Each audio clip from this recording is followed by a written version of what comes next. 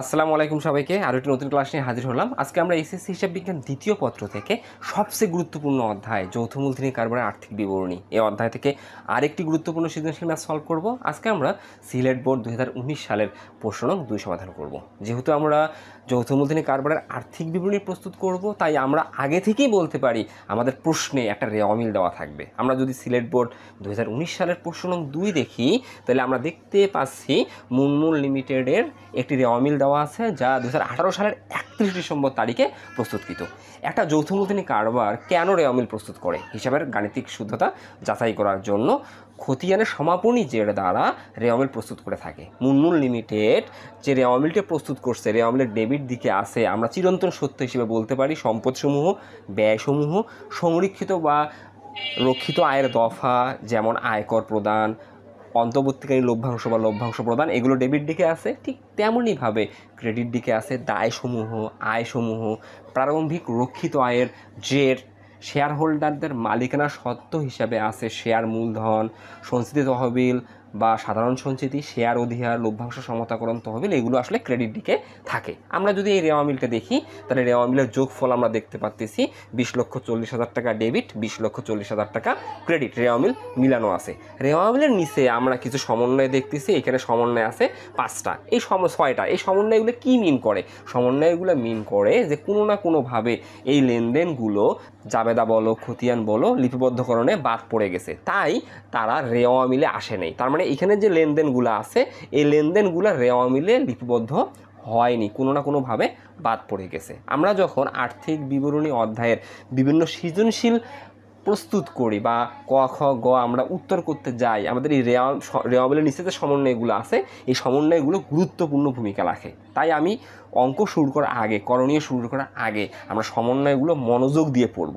আমরা সমন্বয়গুলো যদি দেখি, 1 নম্বর সমন্বয় বলছে সমাপনী মজুদ পণ্য 1,80,000 টাকা, যার বাজার মূল্য 2,10,000 টাকা।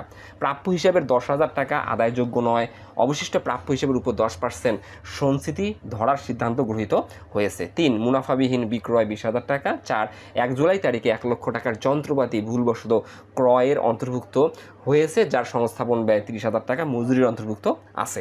যন্ত্রপাতির উপর 10% হারে অবচয় ধার্য করতে হবে। 5 অগ্রিম বীমার 2/3 উত্তীর্ণ হয়েছে। 6 নিট ক্রয় ও নিট বিক্রয়ের মধ্যে 15% ভ্যাট সংযোজিত আছে। এখানে ভ্যাট সংযোজিত আছে, প্রিন্টিং মিস্টেক হয়েছে। নিট ক্রয় ও বিক্রয়ের মধ্যে 15% ভ্যাট সংযোজিত আছে, তার মানে ভ্যাটটা যুক্ত আছে। আমরা সমন্বয়গুলো পড়ে নিলাম। এখন আমাদের কয়ে কি করণীয়, কয়ে আমাকে কি বের করতে বলছে? কয়ে বলছে প্রাপ্ত ভ্যাট ও প্রদেয় ভ্যাটের পরিমাণ নির্ণয় করো। তার মানে কয়ে আমাকে এই যে নিট ক্রয় আর বিক্রয়ের মধ্যে যে 15% ভ্যাট যুক্ত আছে, আমাকে সেখান থেকে প্রাপ্ত ভ্যাট ও প্রদেয় ভ্যাটের পরিমাণ নির্ণয় করতে বলছে। তাহলে আমরা প্রথমে ক সলভ করি। আমরা প্রথমেই খাতায় লিখব 2 নং প্রশ্নের সমাধান দিয়ে লিখব ক প্রাপ্ত ভ্যাট ও প্রদেয় ভ্যাটের পরিমাণ নির্ণয়। যাহা নির্ণয় করতে বলবে সেই কথাটা লিখে দিবা, প্রাপ্ত ভ্যাট ও প্রদেয় ভ্যাটের পরিমাণ নির্ণয়। এখন এই প্রাপ্ত ভ্যাট আর প্রদেয় ভ্যাট এটা কী মিন করে, এটাকে বুঝতে হবে। এখানে একটু তুমি লক্ষ্য করো, তোমাকে বলছে প্রথমে প্রাপ্য। একটু চিন্তা করো, প্রাপ্য মানে কি? প্রাপ্য মানে সম্পদ, প্রাপ্য মানে সম্পদ আমরা পাবো। প্রদেয় মানে কি? আমার কাছে মানুষ পাবে, এটা বুঝতে হবে তোমাকে। তাহলে প্রাপ্য ভ্যাট মানে যে ভ্যাটটা আমার সম্পদ বুঝায়, প্রদেয় ভ্যাট যে ভ্যাটটা আমার দায় বুঝায়, এটা বুঝতে হবে। এখন একটু তুমি নিজে চিন্তা করো তো, আমরা যখন পণ্য ক্রয় করি, পণ্য ক্রয় করার সময় কিন্তু আমরা ভ্যাট প্রদান করি। কাকে দেওয়ার জন্য ভ্যাট প্রদান করি? সরকারকে দেওয়ার জন্য। কাকে ভ্যাট প্রদান করি?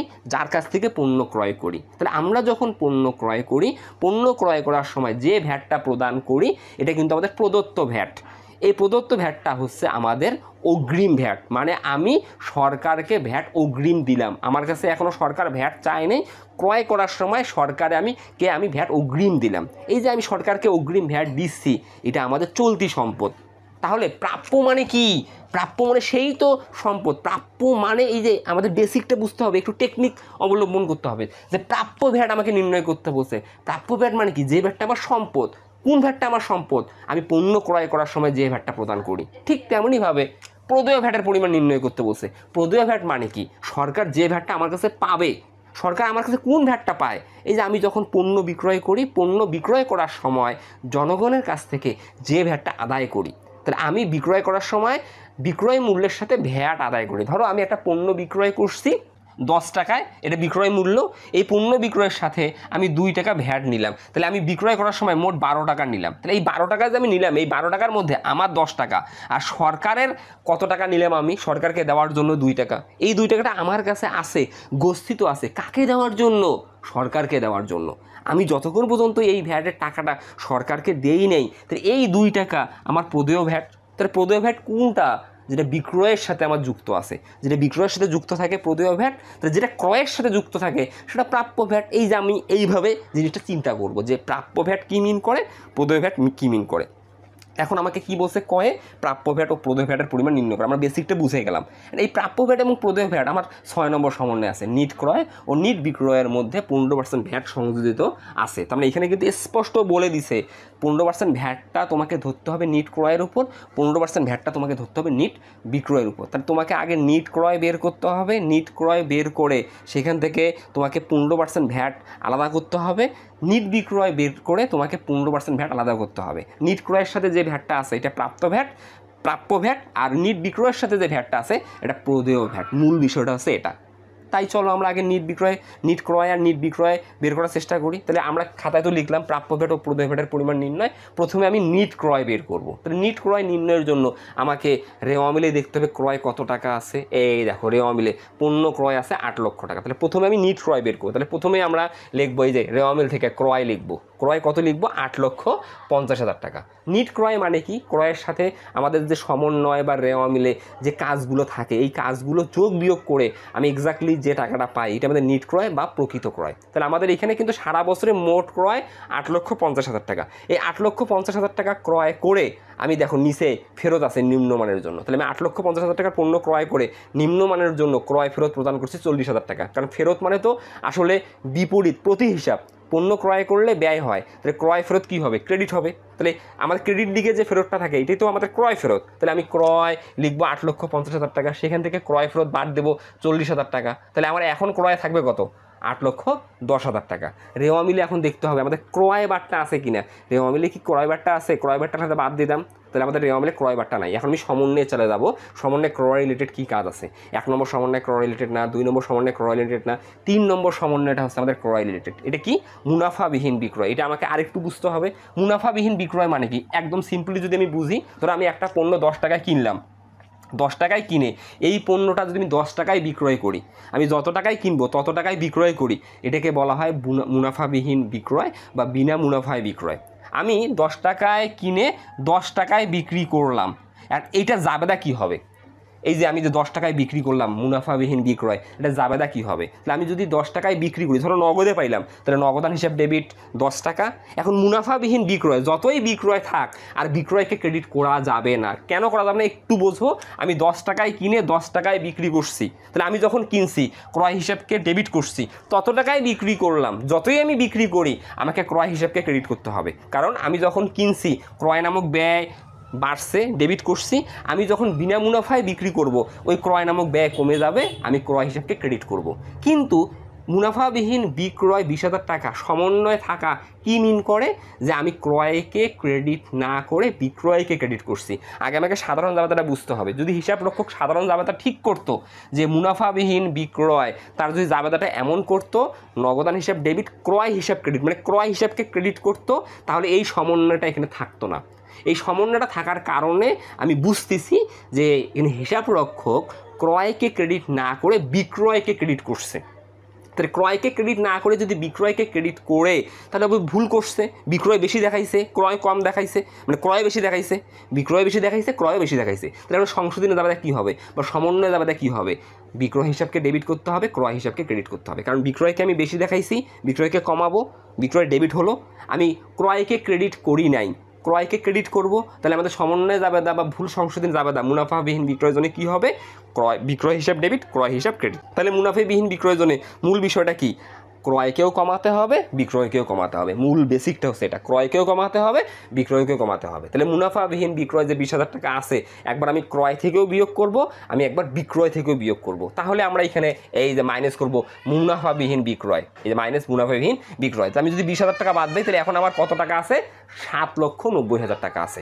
তারপরে দেখবো আমাদের ক্রয় সমন্বয় আর কি আছে। আমরা যে 4 নম্বর সমন্বয়টা দেখি, 4 নম্বর সমানে কি আছে, 1 জুলাই তারিখে 1 লক্ষ টাকার যন্ত্রপাতি ভুলবশত ক্রয়ের অন্তর্ভুক্ত হয়েছে। ভালো করে বোঝো এটা, 1 জুলাই তারিখে 1 লক্ষ টাকার যন্ত্রপাতি ভুলবশত, তাহলে আমি 1 জুলাই তারিখে 1 লক্ষ টাকা দিয়ে একটি যন্ত্রপাতি ক্রয় করছি, যন্ত্রপাতি ক্রয় করে ভুল করে ওটা ক্রয়ের মধ্যে অন্তর্ভুক্ত করছি। মানে এই যে 8,50,000 টাকা আমাদের রেওয়া মিলে আমি ক্রয় দেখাইছি, এই 8,50,000 টাকার মধ্যে যন্ত্রপাতি ক্রয় 1 লক্ষ টাকা যুক্ত আছে। এটা কি ভুল? এটা নীতিগত ভুল, এটা সংশোধনী জাবেদা বা সমন্বয় জাবেদা কি? তাহলে আমি ভুল করে ক্রয় হিসাবকে ডেবিট করছি, ক্রয় বেশি দেখাইছি, ক্রয়কে আমি এখন কমাবো। কার পরিবর্তে আমি ক্রয়কে ডেবিট করছি? যন্ত্রপাতির পরিবর্তে। তাহলে যন্ত্রপাতিকে বাড়াবো, ক্রয়কে কমাবো। জাবেদা কি? যন্ত্রপাতি হিসাব ডেবিট, ক্রয় হিসাব ক্রেডিট। তাহলে আমি এখন কি করবো? এখানে যেহেতু ক্রয় আমার বেশি দেখানো আছে, তাহলে আমি মাইনাস করব যন্ত্রপাতি ক্রয় 1 লক্ষ টাকা। তাহলে আমি যদি যন্ত্রপাতি ক্রয় 1 লক্ষ টাকা বিয়োগ করি, তাহলে আমার এখন এই যে নিট ক্রয় দাঁড়াবে 6,90,000 টাকা। ভালো করে বোঝো, তাহলে আমি ক্রয় শুরু করছি কত? 8,50,000 টাকা দ্বারা। তাহলে 8,50,000 টাকা থেকে এই যে আমি কাজগুলো করলাম, প্রথমে ক্রয় ফেরত বাদ দিলাম, তারপরে মুনাফাবিহীন বিক্রয় বাদ দিলাম, তারপরে যন্ত্রপাতি ক্রয় বাদ দিলাম, এখন আমি নিট ক্রয় কত পেলাম? 6,90,000 টাকা। এই যে নিট ক্রয় যে আমার 6,90,000 টাকা আছে, এই 6,90,000 টাকার মধ্যে 15% ভ্যাট যুক্ত আছে। 15% ভ্যাট কি আছে? যুক্ত আছে। ভালো করে বুঝো, কারণ এইখানে বলাই আছে নিট ক্রয় ও নিট বিক্রয়ের মধ্যে 15% ভ্যাট সংযোজিত আছে। সংযোজিত মানে কি? যুক্ত আছে। এটার উপর ভ্যাট কাটতে হবে না, যুক্ত আছে। তো যদি 15% ভ্যাট যুক্ত থাকে, তাহলে ক্রয় মূল্য 100%, ক্রয় মূল্য 100%, ভ্যাট 15%, তাহলে আমার কি দাঁড়ালো? এখানে আসলে 6,90,000 টাকা 115%। 115%-এর মধ্যে ভ্যাট কত পার্সেন্ট? ভ্যাট 15%। আমি তো ভ্যাট বাইর করতেছি। কি ভ্যাট প্রথমে বাইর করবো? প্রাপ্ত ভ্যাট। কেন প্রাপ্য ভ্যাট? কারণ আমি যখন পণ্য ক্রয় করি, পণ্য ক্রয় করার সময় গভর্নমেন্টকে ভ্যাট দেই। আমরা যে টাকাটা গভর্নমেন্টকে ভ্যাট দেই, এটা অগ্রিম ভ্যাট প্রদান, এটা আমাদের সম্পদ। এই প্রাপ্য মানে সম্পদ, প্রাপ্য মানে সম্পদ। যে ভ্যাটটা আমার সম্পদ সেটা প্রাপ্য ভ্যাট। কোন ভ্যাটটা আমার সম্পদ? পণ্য ক্রয় করার সময় যে ভ্যাটটা আমরা প্রদান করি, বেসিক জানতে হবে তোমাকে। তাহলে আমার এখানে ভ্যাট কত যুক্ত আছে? 115/15। তাহলে আমি প্রাপ্য ভ্যাট নির্ণয় করব কিভাবে? প্রাপ্য ভ্যাট সমান, এই দেখো 6,90,000-কে 15 দ্বারা গুণ করব, 115 দ্বারা ভাগ করব। আসলে যদি ভ্যাটটা যুক্ত থাকে, এটা সূত্র। আসলে এটা সূত্র বললেও ভুল হবে। ক্রয় মূল্য 100%, ভ্যাট 15%। তাহলে এখানে মূল্য আছে 115%। 115%-এর মধ্যে ভ্যাট কত পার্সেন্ট? 15%। এটা নির্ণয়ের নিয়ম কি? 6,90,000-কে যত এই টাকাটা যত পার্সেন্ট তত দিয়ে ভাগ করব, যত পার্সেন্ট প্রয়োজন তত দিয়ে গুণ করব। তাহলে আমি আসলে এক্স্যাক্টলি প্রাপ্য ভ্যাট পেয়ে যাব 90,000 টাকা। তাহলে আমাদের প্রাপ্য ভ্যাট বাইর করা শেষ। ঠিক তেমনইভাবে এখন আমরা প্রদেয় ভ্যাট বের করব। তাহলে প্রদেয় ভ্যাট বের করার জন্য আমি কি করব? আমি আগে নিট বিক্রয় বের করব। কারণ বিক্রয়ের মধ্যে যে ভ্যাটটা যুক্ত থাকে, এই ভ্যাটটা আমি কাস্টমারের কাছ থেকে আদায় করছি, আমি নিছি। কাকে দেওয়ার জন্য আদায় করছি? সরকারকে দেওয়ার জন্য আদায় করছি। তাহলে বিক্রয়ের মধ্যে যে ভ্যাটটা থাকে সেটা আমার প্রদেয় ভ্যাট। গভর্নমেন্টকে আমি এখনও দিইনি, আমার কাছে জমা আছে। তাহলে আমি গভর্নমেন্টের নিকট ঋণী আছি। মূল বিষয়টা হচ্ছে এটা। তাহলে প্রদেয় ভ্যাট নির্ণয়ের জন্য আগে আমরা নিট বিক্রয় বাইর করবো। তাহলে আমরা যদি রেওয়া মিলে তাকাই, আমরা দেখি আমাদের বিক্রয় কত? 12 লক্ষ টাকা। এই যে প্রথমে আমরা বিক্রয় 12 লক্ষ টাকা। বিক্রয় থেকে রেওয়া মিলে বিক্রয় ক্রেডিট দিকে আছে। বিক্রয় ফেরত কিন্তু আয় প্রতি হিসাব, অর্থাৎ বিক্রয় ফেরত বিক্রয়কে কমায়। বিক্রয় যেহেতু ক্রেডিট, কমার কারণে হিসাব বিজ্ঞানে ডেবিট। এই যে ফেরত যখন থাকে, ডেবিটটা হচ্ছে বিক্রয় ফেরত। তাইলে আমরা বিক্রয় থেকে মাইনাস বিক্রয় ফেরত 30,000 টাকা বিয়োগ করবো। তাহলে এখন বিক্রয় কত? 11,70,000 টাকা। আমি একটু আগে তোমাকে বললাম যে মুনাফাবিহীন বিক্রয়ের বিষয়টা, মুনাফাবিহীন বিক্রয়, এটার মূল বিষয়টা কি? এটার প্রকৃত জাবেদা কি বা সঠিক জাবেদা কি? নগদান হিসাব ডেবিট, ক্রয় হিসাব ক্রেডিট। এখানে হিসাবটা কী ভুল করছে? ক্রয়কে ক্রেডিট না করে বিক্রয়কে ক্রেডিট করছে। তাহলে বিক্রয় বেশি দেখা আছে, ক্রয়ও বেশি দেখা আছে। এইটা ভুলের কারণে সমন্বয়ে। তাহলে এটা সঠিক জাবেদা এখন কি হবে? আমি ক্রয়কেও কমাবো, বিক্রয়কেও কমাবো। তাহলে নিট ক্রয় নির্ণয়ের সময় আমরা কি ক্রয়কে কমাইছি? মুনাফাবিহীন বিক্রয়। এখন আমি কি করব? মুনাফাবিহীন বিক্রয় বিক্রয় থেকেও কমাবো। তাহলে বিক্রয় থেকে কমাবো কত টাকা? 20,000 টাকা। তাহলে মুনাফাবিহীন বিক্রয় থাকলে ক্রয় থেকেও বিয়োগ হবে, বিক্রয় থেকেও বিয়োগ হবে। তাহলে আমি যদি বিক্রয় থেকে মুনাফাবিহীন বিক্রয় বিয়োগ করি 20,000 টাকা, এখন আমার নিট বিক্রয় কত হবে? 11,50,000 টাকা। এটা নিট বিক্রয় কেন? কারণ নিট বিক্রয় এই জন্য যে বিক্রয় রিলেটেড আর কোনো কাজ নাই। আমাদের শুধু রেওয়া মিলে আমাদের মোট বিক্রয় ছিল 12 লাখ টাকা, এই 12 লক্ষ টাকা থেকে বিক্রয় ফেরত 30,000 টাকা বাদ দিলাম, এখানে বিক্রয় বারটা নাই, বাদ দেই নেই, এবং সমন্বয়ে আমরা মুনাফাবিহীন বিক্রয় 20,000 টাকা পেলাম, সেটা আমরা বাদ দিলাম, দিয়ে আমরা নিট বিক্রয় পেলাম 11,50,000 টাকা। এখন সেম বিষয়টা, এই নিট বিক্রয় যে আমরা 11,50,000 টাকা আছে, এই 11,50,000 টাকার মধ্যে আমরা জনগণের কাছ থেকে ভ্যাট নিছি 15%, জনগণের কাছ থেকে ভ্যাট নিছি 15%, আর বিক্রয় মূল্য আমাদের 100%, তাহলে মোট আমরা টাকা আদায় করছি কত? 115%। ভালো করে বুঝো, আমরা এই যে 11,50,000 টাকা যে আছে, এই 11,50,000 টাকার মধ্যে দুটো টাকার সমষ্টি আছে, এক হচ্ছে আমাদের বিক্রয় মূল্য, আর একটা হচ্ছে জনগণের ভ্যাট, জনগণের ভ্যাট। তাহলে আমি যখন পণ্য বিক্রয় করি, আমার বিক্রয় মূল্যটা 100%, বিক্রয় মূল্যটা কিন্তু আমাদের 100%, আর আমরা গভর্নমেন্টকে প্রদান করার জন্য ভ্যাট আদায় করছি 15%, তাহলে আমাদের এইখানে যে টাকাটা আছে 11,50,000 টাকা, এটা আসলে 115%। তাহলে 115%-এর মধ্যে ভ্যাট কত পার্সেন্ট? 15%। তাহলে আমাদের এখানে প্রদেয় ভ্যাট বাইর করবে, এই ধরে লিখবো আমরা, দেখো এই যে অতএব প্রদেয় ভ্যাট, এই যে প্রদেয় ভ্যাট 11,50,000 গুণন উপরে 15, নিচে 115, আমি যদি ক্যালকুলেশন করি 1,50,000 টাকা, এটাই আমাদের প্রদেয় ভ্যাট। তাহলে আমাদের মূল বিষয়টা কি? আমাদের প্রাপ্য ভ্যাট মানে আমাদের যে ভ্যাটটা সম্পদ, যে ভ্যাটটা সম্পদ। কোন ভ্যাটটা সম্পদ? ক্রয়ের সাথে যে ভ্যাটটা যুক্ত আছে, বা ক্রয়ের সাথে আমি যে ভ্যাটটা প্রদান করি। প্রদেয় ভ্যাট মানে কি? যে ভ্যাটটা আমার দায়। কোন ভ্যাটটা আমার দায়? পণ্য বিক্রয় করার সময় জনগণের কাছ থেকে যে ভ্যাটটা আমি আদায় করি, কাকে প্রদান করার জন্য আদায় করি? সরকারকে প্রদান করার জন্য আদায় করি, এই ভ্যাটটা হচ্ছে প্রদেয় ভ্যাট। তো প্রদেয় ভ্যাট মানে কি? প্রাপ্ত ভ্যাট।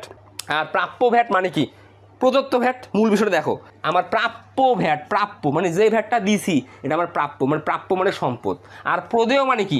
যে ভ্যাটটা নিছি। মানে এটা একটু উল্টাপাল্টা হচ্ছে, কিন্তু বেসিক জানতে হবে তোমাকে, নাহলে কিন্তু মাথা এখানে ঘুরে যাবে, সহজ জিনিসটাই এলোমেলো হয়ে যাবে। তাহলে আমরা খুব সহজে কয়ের অ্যান্সার করতে পারলাম। কয়ে আমাকে বলছে প্রাপ্য ভ্যাট ও প্রদেয় ভ্যাটের পরিমাণ নির্ণয় করো। আরেকটা বিষয় আছে, এখানে ভ্যাটটা তোমাকে বলে দিছে নিট ক্রয় আর নিট বিক্রয়ের উপর কাটতে হবে, তাই আমরা আগে নিট ক্রয় বের করছি, দেন নিট বিক্রয় বের করছি, তার উপর আমরা ভ্যাটটা কাটছি। তাহলে আমরা খুব সহজে করে ফেলতে পারলাম। এখন আমরা সৃজনশীল প্রশ্ন ক্ষয়ের সমাধান করব। ক্ষয়ে বলছে 4,40,000 টাকা মোট লাভ ধরে নিট লাভ নির্ণয় করো। আমি তোমাদেরকে বারবার বলতেছি, আমাকে যখন কোনো লাভ নির্ণয় করতে বলবে, লাভ আমরা আয় বিবরণী প্রস্তুত করার মাধ্যমে প্রস্তুত করি, কারণ আমরা যৌথ মূলধনের আর্থিক বিবরণী প্রস্তুত করি আর এক মালিকানার কারবারের আর্থিক বিবরণী প্রস্তুত করি। আমরা আর্থিক ফলাফল তথা নিট লাভ বা নিট ক্ষতি নির্ণয়ের জন্য মূলত হিসাবকাল শেষে আয় বিবরণী প্রস্তুত করে থাকি। আমাদের প্রশ্নে মোট লাভ দেওয়া আছে, মোট লাভ দেওয়া আছে বলতে আসলে এটা বহুধাপ বিশিষ্ট আয় বিবরণী, তার মানে এটা পণ্যের প্রতিষ্ঠান। মোট লাভ কীভাবে আমরা পাই? আমরা পরিচালন আয় তথা নিট বিক্রয় থেকে বিক্রিত পণ্যের ব্যয় বিয়োগ করে এই মোট লাভটা পাই। আমাদের এই মোট লাভটা দেওয়া আছে, তার মানে আমাদের অলরেডি দুইটা ধাপ করা হয়ে গেছে। কি সেটা? পরিচালন আয়, বিক্রিত পণ্যের ব্যয়। তাই আমরা সেখান থেকে মোট লাভ পেয়েছি 4,40,000 টাকা। আর এই মোট লাভ থেকে বা মোট লাভের সাথে আমরা পরিচালন ব্যয় বিয়োগ করব, বিয়োগ করলে পরিচালন মুনাফা পাবো। ওই পরিচালন মুনাফার সাথে বা ক্ষতির সাথে আমরা অপরিচালন আয় যোগ করব, অপরিচালন ব্যয় বিয়োগ করব, তাহলে আমরা নিট লাভ পাবো। তাহলে আমাকে যেহেতু নিট লাভ নির্ণয় করতে বলছে, তার মানে আমাকে আংশিক আয় বিবরণী প্রস্তুত করার মাধ্যমেই নিট লাভ নির্ণয় করতে হবে। তাই আমরা লিখব খ, লিখে লিখব প্রতিষ্ঠানের নাম, তার নিচে লিখতে পারি আয় বিবরণী ব্র্যাকেটে আংশিক, তার নিচে আমরা যত সালের জন্য অঙ্কটা করতেছি, আমরা এখানে সালটা কত, আমাদের সালটা হচ্ছে 2018 সালের 31 ডিসেম্বর তারিখের সমাপ্ত বছরের জন্য। এইভাবে লিখলেও হবে। আবার তুমি যদি মনে করো না আমি সরাসরি খ দিয়ে লিখবো নিট লাভের পরিমাণ নির্ণয়, নিট লাভের পরিমাণ নির্ণয়, হ্যাঁ, নিট লাভের পরিমাণ নির্ণয় দিয়ে আমরা কোলন দিয়ে দেব, দিয়ে বিবরণ টাকা টাকা টাকা, টাকার ঘর 3টা করব। এখন আমরা যে নিট লাভ বের করব কোথা থেকে? মোট লাভ থেকে, প্রশ্নে দেওয়া আছে। তাহলে আমরা প্রথমেই লিখব বিবরণের ঘরে মোট লাভ প্রশ্ন মতে, মোট লাভ প্রশ্ন মতে। তাহলে প্রশ্ন মতে মোট লাভ আমাদের কত দেওয়া আছে? 4,40,000 টাকা। ওকে, আর এই মোট লাভ থেকে আমরা প্রথমে কি করব? পরিচালন ব্যয় বাদ দেবো। এই যে পরিচালন ব্যয় বাদ দিব। পরিচালন ব্যয় কোনগুলো? অফিস ও প্রশাসনিক ব্যয়, বিক্রয় ও বন্টন ব্যয়। অফিস ও প্রশাসনিক ব্যয়, বিক্রয় ও বন্টন ব্যয়, এগুলোকেই আমরা বলি পরিচালন ব্যয়। এই পরিচালন ব্যয়গুলো আমাদের প্রশ্নে কোথায় থাকে? রেওয়া মিলে এবং সমন্বয়ে। তাহলে আমরা দেখি আমাদের অঙ্কে পরিচালন ব্যয়গুলো রেওয়া মিলে কী কী আছে, সমন্বয়ে কী কী আছে। তাহলে আমরা প্রথমে যদি রেওয়া মিলে যাই, রেওয়া মিলের ব্যয় মানে কিন্তু ডেবিট দিকে আছে। আমরা ডেবিট দিকে দফাগুলো শুরু থেকে আসি। প্রাপ্য হিসাব 1,60,000 টাকাটা সম্পদ, বিনিয়োগ এটা আমাদের সম্পদ, নগদ তহবিল এটা আমাদের সম্পদ, সুনাম আমাদের সম্পদ, সরঞ্জাম এটা আমাদের সম্পদ, প্রারম্ভিক মজুত পণ্য এটা আমাদের সম্পদ, পণ্য ক্রয় বিক্রয় প্রারম্ভিক মজুত পণ্য, এটা আমাদের প্রত্যক্ষ খরচ, এটা আমাদের বিক্রিত পণ্যের ব্যয় হয়ে গেছে। বিক্রিত পণ্যের ব্যয় হয়ে গেছে মানে কি, আমাদের যে মোট লাভ আসলে 4,40,000 টাকা, এটা আমরা কিন্তু অলরেডি হিসাবভুক্ত করে 4,40,000 টাকা পাইছি। আমরা জানি রেওয়া মিলের কাজ একবার, যেটা হয়ে গেছে হয়ে গেছে। তাহলে প্রারম্ভিক মজুত পণ্য এটা ব্যয়, কিন্তু এটা প্রত্যক্ষ খরচ, এটা পরিচালন ব্যয় না। পণ্য ক্রয় এটা প্রত্যক্ষ খরচ, ফেরত ক্রয়ের সাথে কাজ হয়েছে। আন্তঃপরিবহন এটা প্রত্যক্ষ খরচ, এটার কাজ হয়ে গেছে, আন্তঃপরিবহনের কাজ হয়ে গেছে, এটা প্রত্যক্ষ খরচ। তাহলে আন্তঃপরিবহন 40,000 টাকা, অর্থাৎ ক্রয় পরিবহন। এই যে বহি পরিবহন, এটা পরিচালন ব্যয়, এটা প্রত্যক্ষ খরচ না। এই যে আমাকে চিনতে হবে, আমি যখন এই জিনিসগুলো চিনবো জানবো, আমার কাছে অঙ্ক একদম ইজি হয়ে যাবে। এখন আমি যদি প্রত্যক্ষ খরচ না চিনি, আমি যদি পরিচালন খরচ বা পরিচালন ব্যয় না চিনি, আমি যদি অপরিচালন ব্যয় না চিনি, আমি আসলে প্রপারলি অঙ্ক করতে পারবো না। ওকে, তাহলে বহি পরিবহন আমাদের কত আছে? 45,000 টাকা। এই যে লিখবো বহি পরিবহন, কারণ বহি পরিবহন মানেই বিক্রয় পরিবহন। লিখবো কত টাকা? 45,000 টাকা। বহি পরিবহন কি আছে? মজুরি। মজুরি আমাদের প্রত্যক্ষ খরচ, এটা বিক্রিত পণ্যের ব্যয় হয়ে গেছে। তারপরে মোট লাভ নির্ণয়ের সময় ওটাই কাজ করে ফেলছি আমরা। তারপরে আছে কি? বেতন। বেতনের কাজ হয়নি, কারণ বেতনটা হচ্ছে আমাদের পরিচালন ব্যয়। এই লিখবো আমি বেতন, লিখবো আমি 75,000 টাকা। ওকে, তারপরে কি আছে? সাপ্লাইস। এই সাপ্লাইস যখন থাকে, সাপ্লাইসটা সম্পদ। যখন মণিহারি থাকে, মণিহারিটা ব্যয়। আসলে সাপ্লাইসের বাংলা মণিহারি, মণিহারির ইংরেজি সাপ্লাইস। কিন্তু আসলে আমাদের বইগুলোতে এইভাবে সিস্টেমেটিক আছে, কিছুই করার নেই। যদি মণিহারি থাকে আমি ওটাকে ব্যয় দেখাবো, যদি সাপ্লাইস থাকে আপাতত এটা আমার চলতি সম্পদ। অগ্রিম বীমা এটা আমাদের চলতি সম্পদ। অগ্রিম বীমার যদি মেয়াদ উত্তীর্ণ হয় তখন এটা আমাদের পরিচালন ব্যয় হবে। আপাতত সম্পদ আমি দেখবো না, প্রয়োজনটা দেখবো না। তাহলে আমাদের সাপ্লাইস এবং অগ্রিম বীমা এটা সমন্বয়ের সাপেক্ষে ব্যয় হবে। ওকে, আমরা সমন্বয়ে আসি। 1 নম্বর সমন্বয়, সমাপনী মজুত পণ্যের একটা কাজ হয়ে গেছে। 2 নম্বর সমন্বয়ের কাজ হবে প্রাপ্য হিসাবে 10,000 টাকা আদায়যোগ্য নেয়, অবশিষ্ট প্রাপ্য হিসাবের উপর 10% সঞ্চিতি ধরার সিদ্ধান্ত গৃহীত হয়েছে। আমরা জানি প্রাপ্য হিসাবের নিকট থেকে যে টাকাটা আদায় করা সম্ভব নয় তাকে আমরা অনাদায়ী পাওনা বলি। অনাদায়ী পাওনা জিনিসটা কি? প্রাপ্য হিসাবের নিকট হতে চূড়ান্ত চেষ্টার পরেও যে টাকাটা আদায় করা যায় না, যেটা মানে ছেড়ে দিলাম, যেটা আর আদায়যোগ্য নয়, এটাই অনাদায়ী পাওনা। অনাদায়ী পাওনাটা কারবারে পরিচালন ব্যয়। অনাদায়ী পাওনাটা যখন আমরা হিসাবের বহিতে লিপিবদ্ধ করি, অনাদায়ী পাওনাটাকে একটা নির্দিষ্ট ফরম্যাটে লিপিবদ্ধ করি বা প্যাটার্নে লিপিবদ্ধ করি। সেটা কি? অনাদায়ী পাওনা যোগ নতুন অনাদায়ী পাওনা সঞ্চিতি মাইনাস পুরাতন অনাদায়ী পাওনা সঞ্চিতি করে যে টাকাটা থাকবে সেটা আমরা দ্বিতীয় ঘরে দিই। এখানে এই কাজটাই করব, আমরা ওই প্যাটার্নে লিখবো। প্রথমেই লিখবো আমরা অনাদায়ী পাওনা, প্রথম ঘরে লিখবো 10,000। অনাদায়ী পাওনা দেওয়া আছে 10,000, প্রাপ্য হিসাবের নিকট থেকে আমি 10,000 টাকা পাবো না। যেহেতু প্রাপ্য হিসাবের নিকট থেকে 10,000 টাকা পাবো না, তাই আমি আরও সন্দেহ করছি অবশিষ্ট প্রাপ্য হিসাবের উপর 10% টাকা নাও পেতে পারি। তাহলে আমরা যে সমন্বয়ে সন্দেহ করব যে প্রাপ্য হিসাবের উপর নাও পেতে পারি, এটাকেই আমরা বলি নতুন অনাদায়ী পাওনা সঞ্চিতি। যেটা আমরা সন্দেহ করি এটা নতুন অনাদায়ী পাওনা সঞ্চিতি, আর যেটা চূড়ান্ত চেষ্টার পরেও পাওয়া যায় না এটা অনাদায়ী পাওনা। এখানে দুইটা বিষয় আছে। তাহলে প্রথমটা আছে অনাদায়ী পাওনা, এটা চূড়ান্ত চেষ্টার পরে টাকা পাওয়া যাবে না। আর নতুন অনাদায়ী পাওনা সঞ্চিতি, এটা সন্দেহ করা। কারণ অনাদায়ী পাওনা আর নতুন অনাদায়ী পাওনা সঞ্চিতি যোগ হবে। আর নতুন অনাদায়ী পাওনা সঞ্চিতি কার উপর কাটবো? প্রাপ্য হিসাবের উপর কাটবো। আমাদের রেওয়া মিলে প্রাপ্য হিসাব কত একটু দেখি আমরা। রেওয়া মিলে প্রাপ্য হিসাব হচ্ছে 1,60,000 টাকা। একটু দেখো আমাদের রেওয়া মিলে প্রাপ্য হিসাব 1,60,000 টাকা। এই 1,60,000 টাকা থেকে আমার কত টাকা সমন্বয়ে বলছে আদায় করা সম্ভব নয়? 10,000 টাকা। এটা সমন্বয় আছে মানে কি এখান থেকে বাদ দেওয়া নাই। তাহলে আমি এখান থেকে আগে 10,000 টাকা বিয়োগ করব। যদি বিয়োগ করি তাহলে এখন আমাদের প্রাপ্য হিসাব কত হবে? 1,50,000। এই 1,50,000-এর উপর আমি আবার 10% সন্দেহ করতেছি ভবিষ্যতে আরও আমি নাও পেতে পারি। এটাই হচ্ছে নতুন অনাদায়ী পাওনা সঞ্চিতি। তাহলে আমি যদি 1,50,000-এর 10% সন্দেহ করি তাহলে যোগ নতুন অনাদায়ী পাওনা সঞ্চিতি হবে 15,000 টাকা। তাহলে আমি যদি 10,000-এর সাথে 15,000 যোগ করি, আমি 25,000 টাকা নিচে বসাবো। বসিয়ে এখান থেকে মাইনাস করব পুরাতনটা মাইনাস করব। কিন্তু আমাদের এখানে রেওয়া মিলে পুরাতন অনাদায়ী পাওনা সঞ্চিতি নাই, রেওয়া মিলে ক্রেডিট দিকে থাকবে। ক্রেডিট দিকে দেখতেছি আমাদের পুরাতন অনাদায়ী পাওনা সঞ্চিতি নাই, তাই বিয়োগ হবে না। এই টাকাটা প্রথম ঘরে বসবে না, আমি দ্বিতীয় ঘরে লিখবো 25,000 টাকা, পুরোটাই আমার ব্যয়। তাহলে আমরা অনাদায়ী পাওনা পেয়ে গেলাম। ওকে, অনাদায়ী পাওনা গেল। সমন্বয় নাম্বার কত? 2-এ।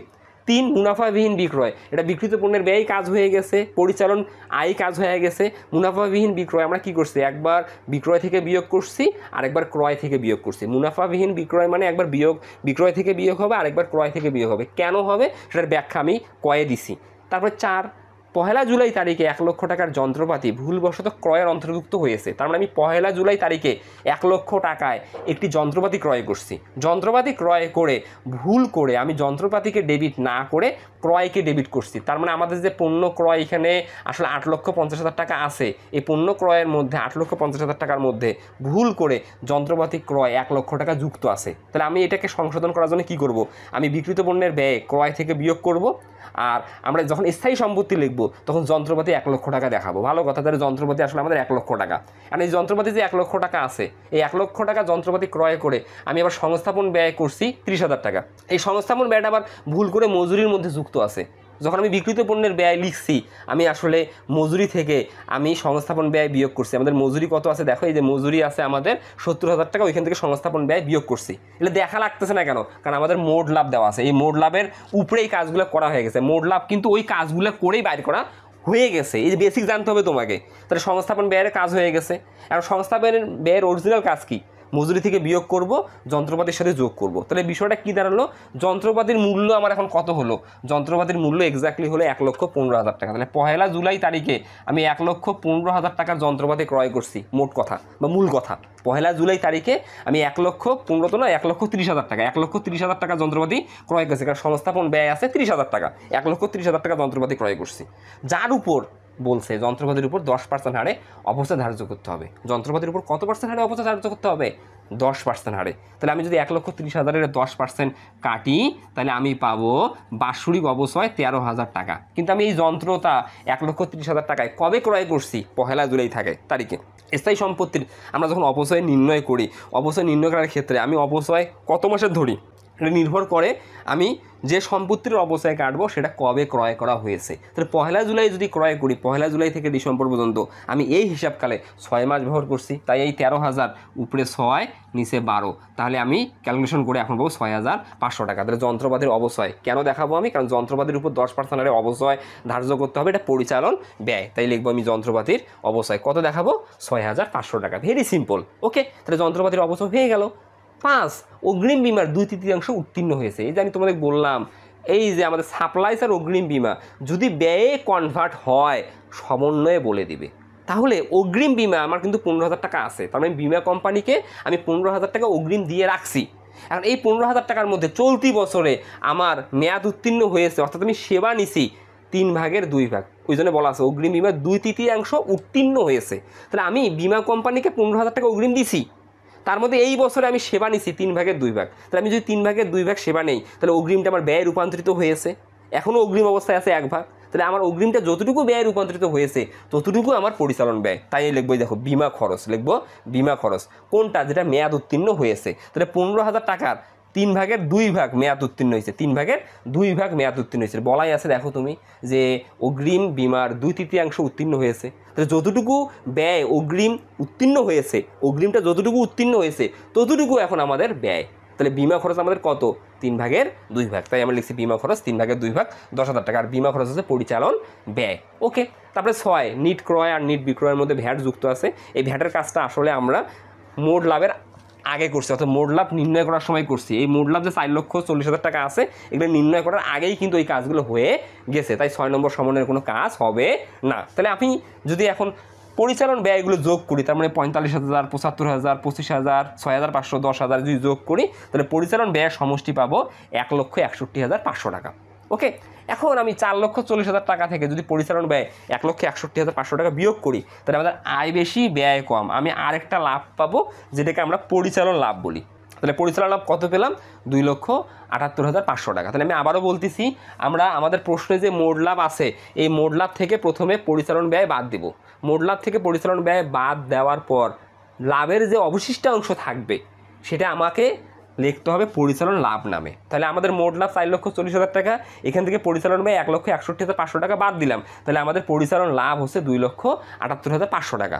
এখন এই পরিচালন লাভের সাথে আমরা অপরিচালন আয় যোগ করব, অপরিচালন ব্যয় বিয়োগ করব।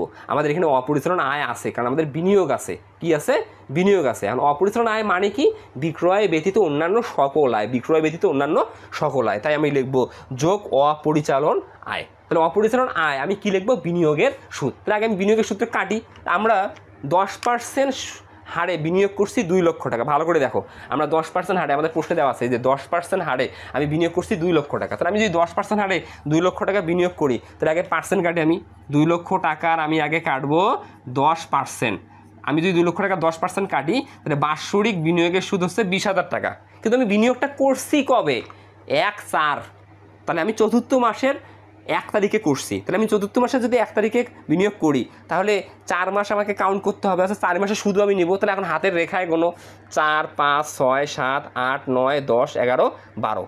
তাহলে কয় মাসের সুদ আমি পাবো? যাকে বিনিয়োগ করছি বা যার নিকট আমি লাভের উপর টাকা দিছি, 9 মাসে সুদ পাবো। তাহলে আমি 2 লাখ টাকার উপর যখন 10% কাটলাম, আমি যে 20,000 টাকা পেলাম, এই পার্সেন্ট মানে কিন্তু 12 মাস, বাৎসরিক পার্সেন্ট মানে 12 মাস। তাহলে আমি 2 লাখের 10% কেটে 20,000 পাইছি, এটা 12 মাসের। কিন্তু আমি বিনিয়োগ করছি কবে? 1/4, তার মানে এপ্রিল মাসের 1 তারিখ। তাহলে আমি জানুয়ারি মাসে সুদ পাবো না, ফেব্রুয়ারি মাসে সুদ পাবো না, মার্চ মাসে সুদ পাবো না। আমার সুদ পাওনা শুরু হবে এপ্রিল মাস থেকে। এপ্রিল মাস থেকে ডিসেম্বর পর্যন্ত হাতের রেখায় গোনো 9 মাস। আমি 9 মাসে সুদ পাবো। তাহলে আমি 20,000কে 9 দ্বারা যদি ভাগ করি, 12 দ্বারা যদি ভাগ করি আর 9 দ্বারা যদি গুণ করি, তাহলে আমার ক্যালকুলেশন করে এই বছর বিনিয়োগের সুদ পাওয়া যাবে 15,000 টাকা। তাহলে আমি এই বছর বিনিয়োগের সুদ মোট 15,000 টাকা পাবো। এই 15,000 টাকার মধ্যে বিনিয়োগের সুদ অলরেডি রেওয়া মিলে আছে 10,000 টাকা। এই দেখো বিনিয়োগের সুদ রেওয়া মিলে, কারণ এই রেওয়া মিলেটা আগে চেক করবো না, আগে পার্সেন্ট কেটে যেটা প্রকৃত সেটাকে বের করবো। তাহলে পার্সেন্ট কেটে দেখতেছি এই বছর আমার সুদ মোট পাবো আমি 15,000 টাকা। এটাকে বের করে নিতে হবে। এই 15,000 টাকার মধ্যে রেওয়া মিলে কিন্তু বিনিয়োগের সুদ আছে। রেওয়া মিলে বিনিয়োগের সুদ যেটা থাকে, এটা বিনিয়োগের সুদ নগদ প্রাপ্তি। তাহলে আমি 15,000 টাকার মধ্যে নগদ পাইছি 10,000 টাকা। তাহলে 15,000 মিলাইতে আমার পাওনা আছে কত? আমি পাবো কত? 5,000 টাকা। এটা বকে আছে। তাই আমি লিখবো যোগ অপরিচালন আয়, প্রথমে বিনিয়োগের সুদ রেওয়া মিলেরটা যেটা নগদ পাইছি 10,000। 15,000-এর মধ্যে যদি 10,000 নগদ পাই, তাহলে 15 থেকে 10 বিয়োগ করলে বকেয়াটা পাবো, যোগ বকেয়া 5,000। তাহলে এই দুটো যোগ করলে এক্স্যাক্টলি বিনিয়োগের সুদ মিলে যেতে হবে 15,000। তার মানে দিন শেষে পার্সেন্টের টাকাটা মিলতে হবে। পার্সেন্টের টাকাটা কীভাবে মিললো?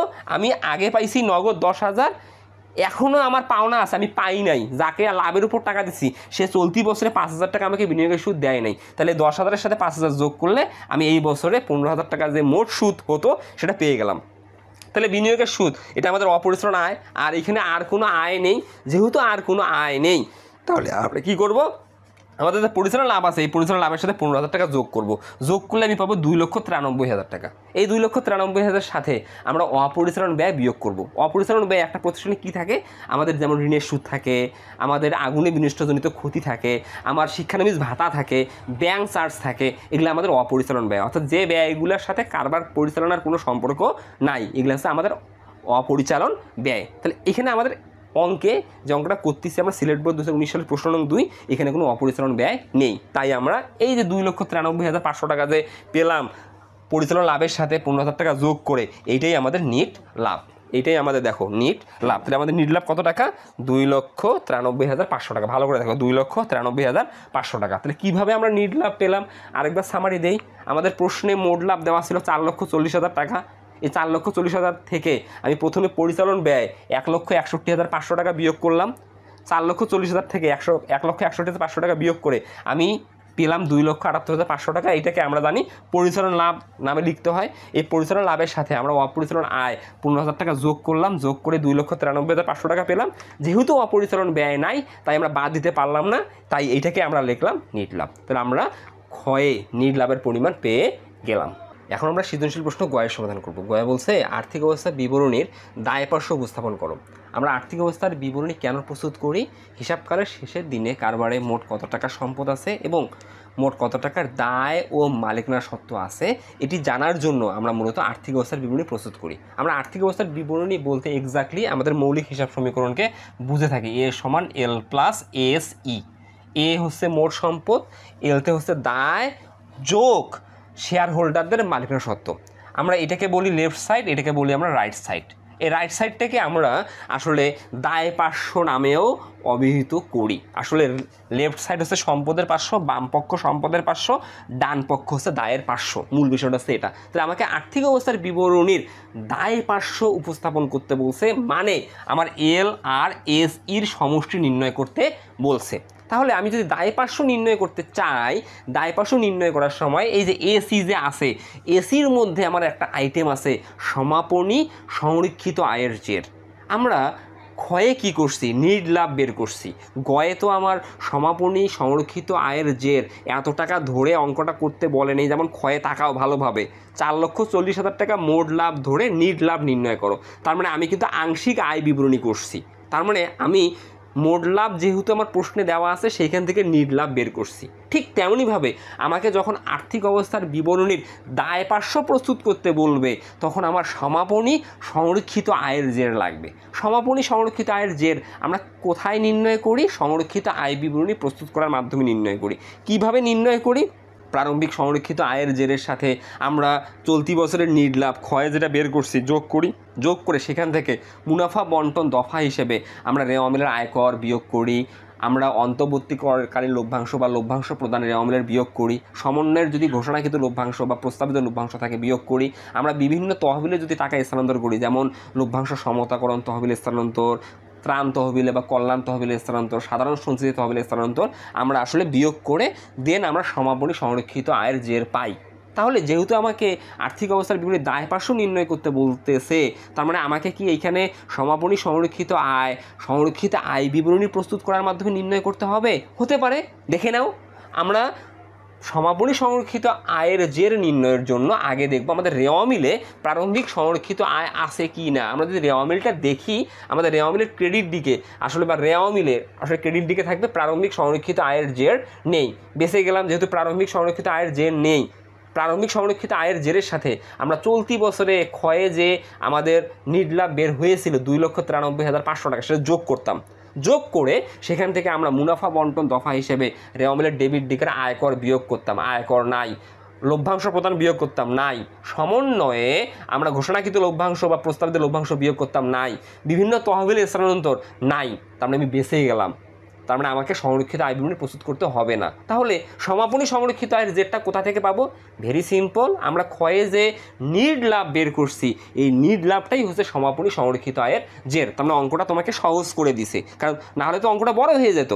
তোমাকে জানতে হবে বিষয়গুলো, যে আমাদের নিট লাভটা দেওয়া আছে, যখন আমার সংরক্ষিত আয় বিবরণী দফাগুলো থাকবে না, আমার নিট লাভটাই হচ্ছে সমাপনী সংরক্ষিত আয়ের জের। তাহলে আমরা এখন আর্থিক অবস্থার বিবরণী দায় পার্শ্ব নির্ণয় করার চেষ্টা করি। তাই আমরা লিখব গ, লিখে লিখব প্রতিষ্ঠানের নাম, আর্থিক অবস্থার বিবরণী ব্র্যাকেটে আংশিক, তার নিচে লিখব 2018 সালের 31 ডিসেম্বর তারিখের জন্য আর্থিক অবস্থার বিবরণী একদিনের জন্য প্রস্তুত করা হয়।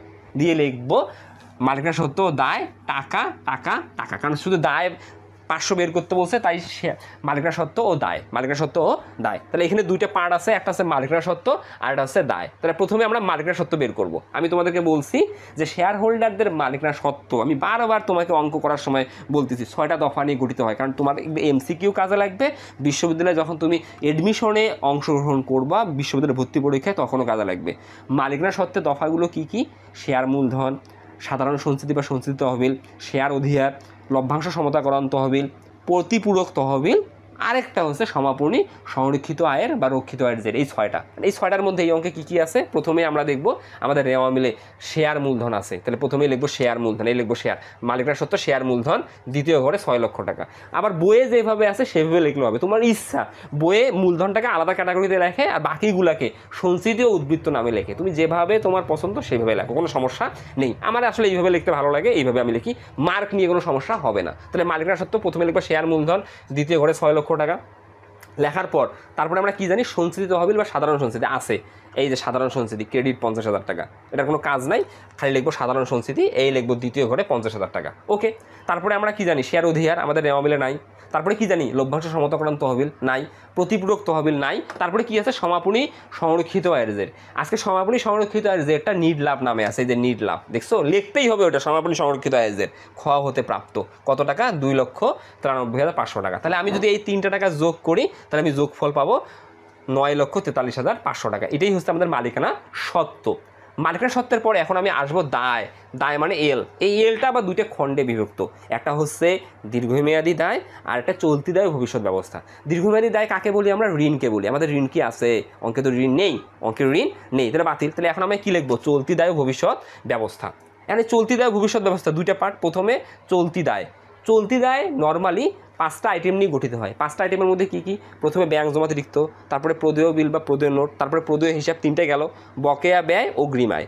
আর এই 5টার মধ্যে কী কী আছে আমরা দেখব। প্রথমে ব্যাংক জমাতিরিক্ত নেই, বাতিল। প্রদেয় নোট বা প্রদেয় বিল আছে, এই যে প্রদেয় নোট লিখবো, প্রদেয় নোট এই লিখবো দ্বিতীয় ঘরে 10,000।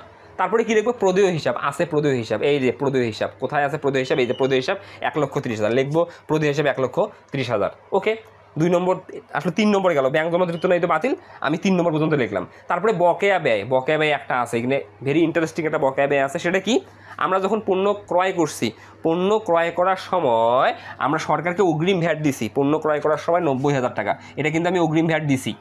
আবার আমি যখন পণ্য বিক্রয় করছি, আমি সরকারকে ভ্যাট দেওয়ার জন্য ভ্যাট নিজে নিছি 1,50,000 টাকা। ভালো করে বুঝো, 1,50,000 টাকা, এটা ভালো করে বুঝতে হবে। তাহলে আমি ভ্যাট আদায় করছি 1,50,000 টাকা, কাকে দেওয়ার জন্য, সরকারকে দেওয়ার জন্য। আমি ক্রয় করার সময় দিছি 90,000 টাকা, তাহলে আমি আদায় করছি 1,50,000 টাকা, এইখান থেকে আগেই দিয়ে রাখছি 90,000 টাকা। তাহলে এই 50,000 টাকা থেকে 90,000 টাকা দিয়ে রাখছি, তাহলে এখনও আমার ব্যবসায় প্রতিষ্ঠানে গভর্নমেন্টের কত টাকা রয়ে গেছে, 60,000 টাকা রয়ে গেছে। এই 60,000 টাকা তো গভর্নমেন্ট আমার কাছে পাবে, এটাকে আমরা অপরিশোধিত ভ্যাট নামে লিখবো। আমি আবারও বলতেছি, আমরা যখন পণ্য ক্রয় করছি আমরা গভর্নমেন্টকে ভ্যাট দিছি 90,000 টাকা। আমি যখন পণ্য বিক্রয় করছি আমি ভ্যাট দিছি 1,50,000 টাকা, আমি নিছি। তাহলে আমার কাছে 1,50,000 টাকা সরকারের ভ্যাট আছে, এইখান থেকে আমি 90,000 টাকা দিছি। তাহলে এখনও গভর্নমেন্ট আমার কাছে কত টাকা ভ্যাট পাওনা আছে, মানে পাবে কত, 60,000 টাকা। এটাকে আমরা কী বলবো, অপরিশোধিত ভ্যাট। এটা বকেয়া খরচ, এই যে লিখবো আমি অপরিশোধিত ভ্যাট। আমি নিছি কত, 1.5 লক্ষ টাকা, দিছি কত, 90,000 টাকা। কোথায়, সৃজনশীল প্রশ্নের কয়ে ছিল, আমি প্রাপ্য ভ্যাট আর প্রদত্ত ভ্যাট বাইর করছি। এটা ছিল আমাদের প্রাপ্য ভ্যাট, এটা হচ্ছে আমাদের প্রদেয় ভ্যাট, প্রদত্ত না প্রদেয় ভ্যাট। এটা আমাদের প্রাপ্য ভ্যাট, এটা প্রদেয় ভ্যাট। তাহলে প্রাপ্য ভ্যাট আমি দিছি 90,000, আমি নিছি 1.5 লক্ষ টাকা, তাহলে আমি বেশি নিছি। আমার কাছে কত বেশি আছে, 60,000 টাকা। এই 60,000 টাকা কি সরকার আমার কাছে পাবে না? এটাই হচ্ছে অপরিশোধিত ভ্যাট, ভেরি সিম্পল। ওকে, কত টাকা, 60,000 টাকা। ওকে, গেল আমাদের বকেয়া ব্যয়। বকেয়া ব্যয় আর এখানে নেই, কোনো বেতন বকেয়া নেই, ভাড়া বকেয়া নেই, কোনো কিছু নাই। আরেকটা আসতে পারে অগ্রিম আয় বা অনুপার্জিত আয়, এটাও আমাদের নাই, বাতিল। ওকে, ভালো কথা, এটাও বাতিল। তারপরে আমাদের কী আসবে, ভবিষ্যৎ ব্যবস্থা। এই যে ভবিষ্যৎ ব্যবস্থা, ভবিষ্যৎ ব্যবস্থা হিসেবে কী আসে, ঘোষণাকৃত লভ্যাংশ, নতুন আয়কর সঞ্চিতি, কল্যাণ তহবিল, ত্রাণ তহবিল, অংশীদারিত্ব তহবিল, হ্যাঁ, প্রভিডেন্ট ফান্ড, এগুলো হচ্ছে আমাদের ভবিষ্যৎ ব্যবস্থা। আমাদের কোনো আইটেম ভবিষ্যৎ ব্যবস্থা হিসাবে নাই। তাহলে আমি যদি এই 3টা চলতি দায় যোগ করি, তাহলে চলতি দায় যোগফল পাবো 2 লক্ষ টাকা। এখন আমি আমাদের মালিকানা সত্ত্ব 9,43,000 টাকা আর 2 লক্ষ টাকা যদি যোগ করি, তাহলে এক্স্যাক্টলি আমরা মোট দায় ও শেয়ার হোল্ডারদের সত্ত্ব পাবো 11,43,500 টাকা। এইখানে এইটাই আমাকে নির্ণয় করতে বলছে, আর্থিক অবস্থার বিবরণীর দায় পার্শ্ব উপস্থাপন করো। তাহলে আর্থিক অবস্থার বিবরণীর দায় পার্শ্ব আমরা খুব সহজে উপস্থাপন করলাম, এই দায় পার্শ্ব উপস্থাপন হয়ে গেল। এটাই তো আমাকে উপস্থাপন করতে বলছে, একদম ইজি। ওকে, আমরা করে ফেলতে পারলাম। এখানে আরেকটা বিষয় আমি তোমাদের একটু বলি, এই যে সাপ্লাইসের বিষয়টা। এই যে সাপ্লাইস রেওয়া মিলের সাপ্লাইস নামে থাকার কারণে এটা কিন্তু আমি পরিচালন ব্যয় হিসেবে দেখাইনি। যদি মনিহারি নামে থাকতো আমরা দেখাইতাম। এটা একটু আসলে ভাষাগত প্রবলেম আছে আমাদের ইন্টারমিডিয়েটের বইয়ে। সাপ্লাইস যার বাংলা মনিহারি যার ইংরাজি সাপ্লাইস। এখন মনিহারি থাকলে আমাকে পরিচালন ব্যয় হিসেবে দেখাইতে হয়, সাপ্লাইস থাকলে এটা চলতি সম্পদ হিসেবে রাখতে হয়। যেহেতু সাপ্লাইসের সমন্বয়ে কোনো কাজ ছিল না, তাই আমরা ওটাকে পুরোটাই চলতি সম্পদ হিসেবে রাখছি, পরিচালন ব্যয় হিসেবে আনি নাই। তাহলে আজকে এই পর্যন্তই। তোমরা ভালো থাকবে, সুস্থ থাকবে, আল্লাহ হাফেজ, আসসালামু আলাইকুম সবাইকে।